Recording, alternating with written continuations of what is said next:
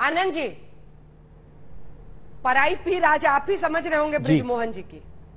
मैं तो तब से वेट कर रही हूँ कि एक बार बृजमोहन जी आज मुस्कुरा दें, लेकिन बहुत ज्यादा तनाव में है। देख नहीं रही हम अंजना जी, आज मुस्कुरा दीजिए बृजमोहन जी। अंजना जी नमस्कार। जी दुबे जी, क्या आपको लगता है कि अजीत पवार अंजना जी नमस्कार। हाँ बिल्कुल, क्योंकि उद्धव साहब देखिए जिस तरह से उन्होंने सुबह सुबह जाकर शपथ ले ली थी फडणवीस साहब के साथ अजीत पवार ने, उसके बाद से उनका झुकाव बीजेपी की तरफ साफ दिख रहा है। बृजमोहन जी इससे इनकार कर रहे हैं, पार्टी से जुड़े हुए हैं, शरद जी से जुड़े हुए हैं, जाहिर तौर पर वो इनकार कर रहे हैं। लेकिन क्या एक बड़ी यहां पर जो बिहाइंड द सीन्स है जिस पर चर्चा हो रही, जो खुद माजिद मेमन साहब ने कहा, ऐसा लगता है, ऐसा प्रतीत होता है कि आगे बीजेपी से हाथ मिलाने की तैयारी है। एमवीए का क्या होगा फिर?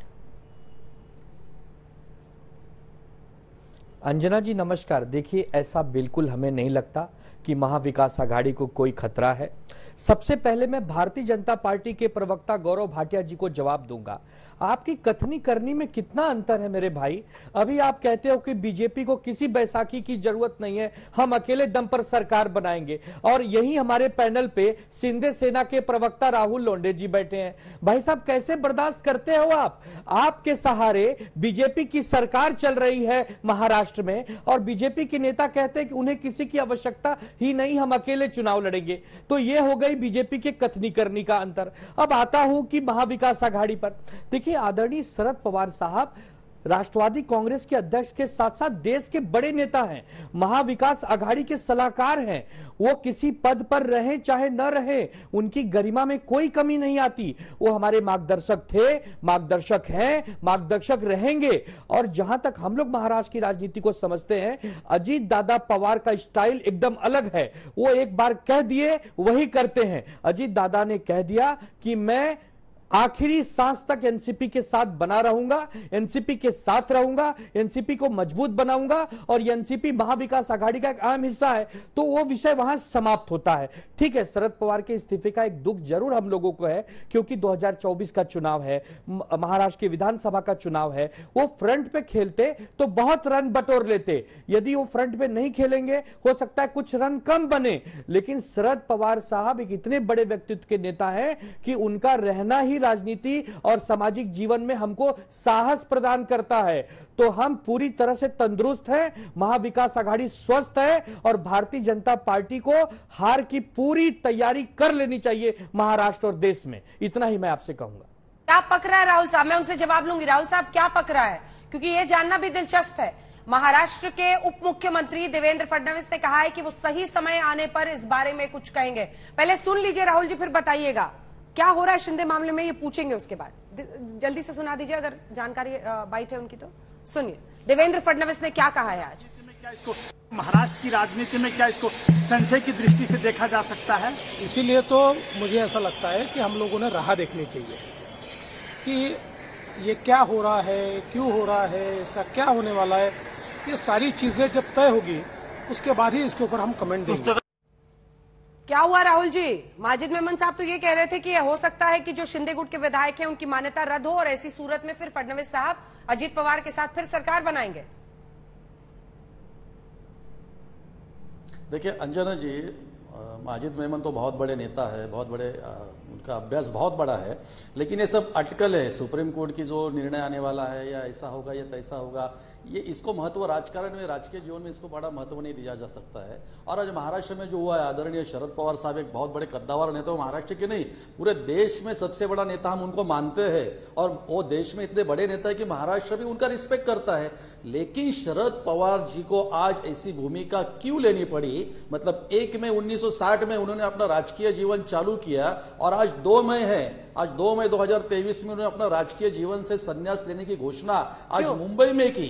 अजित पवार उन्होंने कहा कि कल ही करने वाले थे 1 में, लेकिन वज्रमुठ की सभा थी, उसमें बहुत बड़ा फर्क हो सकता था, सभा नहीं होती थी, कार्यकर्ता व्यतीत होते थे। लेकिन आज शरद पवार जी ने ये जब जाहिर किया, घोषणा की कि वो राजकीय जीवन से मतलब इस्तीफा दे रहे हैं, अपनी पार्टी अध्यक्ष पद का इस्तीफा दे रहे। लेकिन देखिए, मैं कहता हूं, मैं एक शिवसेना का प्रवक्ता हूं, ये उनकी अंदरूनी बातें हैं। लेकिन आदरणीय शरद पवार साहब इतने बड़े नेता है, उन्होंने ऐसा निर्णय क्यों लिया? ये कुछ घरेलू मामला है या अंतर्गत कलह है या पार्टी कलह है, ये महाराष्ट्र को या देश की जनता को पता चलना चाहिए कि बाबा शरद पवार जी वहां पे घोषणा कर रहे थे, बात कर रहे थे, कार्यकर्ता रो रहे थे, उनके प्रदेश अध्यक्ष जयंत पाटिल, उनकी आंखों में भी आंसू आए, लेकिन बाजू में बैठे अजीत दादा पवार ने माइक उठाया और बोले कि बस अभी पवार साहब जो निर्णय लिया है उसके आगे कोई जाएंगे नहीं।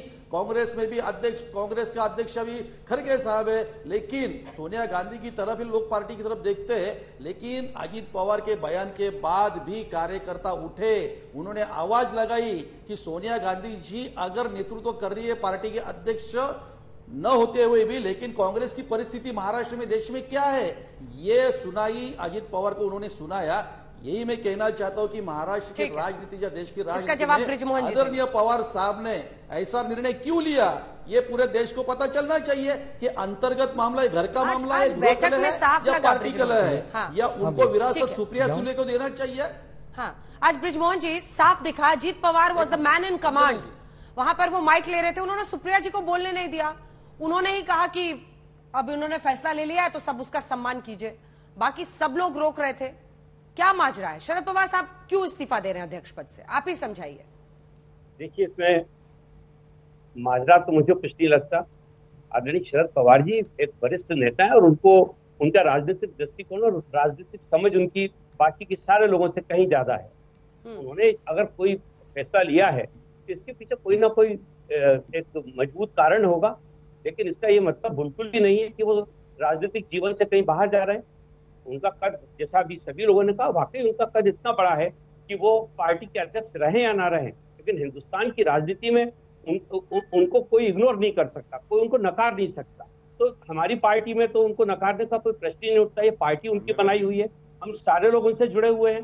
तो मैं मान के चलता हूँ कि अगर अजीत दादा पवार ने भी कोई बात की है तो चूंकि हो सकता है उनका संपर्क उनसे ज्यादा बेहतर तरीके से होता है, उन्होंने कोई उनको बात की हो, अभी आने वाले दिनों में पता लगेगा। लेकिन मैं एक बात स्पष्ट रूप से फिर से एक बार कहना चाहता हूं कि महाविकास अघाड़ी में राष्ट्रवादी कांग्रेस पार्टी की जो भूमिका है उसमें कोई फर्क नहीं आएगा। आदरणीय शरद पवार जी हम सब लोगों के नेता हैं और रहेंगे, और उनके मार्गदर्शन में राष्ट्रवादी कांग्रेस पार्टी काम कर रही थी, आज भी कर रही है और कल भी करेगी। अच्छा, ठीक है। अगर शरद जी अपना इस्तीफा वापस नहीं लेते, जो उन्होंने ऐलान किया है कि पद छोड़ रहे हैं, मैं तुरंत आ रही हूँ सर, तो फिर बेटी या भतीजा कौन बनेगा अध्यक्ष? देखिए, अभी मैं इस मामले में भी आपको स्पष्ट कर दूं, अभी जो वर्तमान हमारी कार्यकारिणी है जिसमें मैं भी एक राष्ट्रीय सचिव हूँ, उसमें अभी भी शरद पवार जी के अलावा उनके परिवार का कोई भी व्यक्ति उस कार्यकारिणी में नहीं है। तो ये कहना तो बिल्कुल गलत है कि ये कोई परिवार से संचालित पार्टी है या सिर्फ इसमें परिवार का वर्चस्व है। बेहतर तरीके से हमारे यहाँ पे चुनाव होता है और चुनाव के उपरांत ये तय हो जाता है कि जिसको ज्यादा समर्थन मिलता है वो आदमी उसको पद मिल जाता है। तो मैं ये नहीं मानता कि इसमें जो कमेटी अभी बनाई है, आज पवार साहब ने कमेटी बनाई है, उसमें सारे हमारी पार्टी एक और छोटा सा सवाल पूछ रही हूँ, ईमानदारी से जवाब दीजिएगा बृजमोहन जी। मैं आपके सामने ईमानदारी से मैं पूछ रही हूँ, आप जवाब दे रहे हैं और देश सुन रहा है, और चूंकि आप उस कमेटी में हैं तो सवाल समझिएगा। क्या आप लोगों को यह डर सता रहा है कि अजीत पवार आपकी पार्टी के एकनाथ शिंदे निकलेंगे? बिल्कुल नहीं, बिल्कुल नहीं।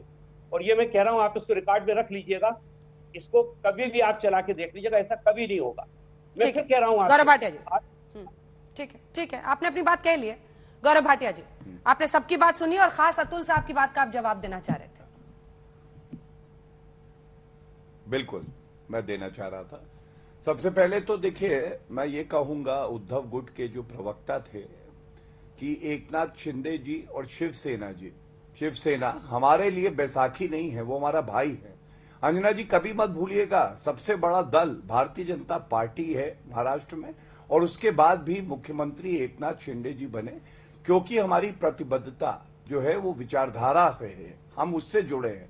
बैसाखी तो वो वाली भाग गई थी जिसको केवल मुख्यमंत्री की कुर्सी चाहिए थी और वादा खिलाफी करी और जनता का विश्वास तोड़ा। अब बृजमोहन जी की बात करते हैं। बृजमोहन जी के लिए आपने कहा कि मुस्कुरा नहीं रहे, मैं तो इतना ही कहूंगा कि ये जो मुस्कुरा नहीं रहे, अंदर बहुत गम है। और देखिए इन्होंने क्या कहा कि वॉशरूम जाना था और वॉशरूम जाते जाते ब्रेन वॉश हो गया। मतलब ऐसा कम ही होता है कि कोई नेता जो इतना वरिष्ठ हो उसके बाद वो कुछ एक शब्द ना कहे। ये दर्शाता है कि शरद पवार जी वो व्यक्ति हैं जिनकी साख है एनसीपी में और वो ही सारे अहम निर्णय लेते हैं। ये इनका अंदरूनी मामला है, हम इंतजार करेंगे। तीसरी बात एक जो बड़ी आई, माजिद मेमन जी ने कही, माजिद जी ने कहा सर्वोच्च न्यायालय का फैसला आएगा। अरे माजिद जी तो वरिष्ठ अधिवक्ता है, कोई फैसला जो अभी आया नहीं उस पर टिप्पणी करना कितना उचित है आप मुझे बताइए। और वो कह रहे थे कि बीजेपी का ब्रेन काम करता है। अरे पार्टी का ब्रेन काम करे ये तो अच्छी बात है, जो ब्रेन डेड पार्टी होती है उनके लिए दिक्कत होती है।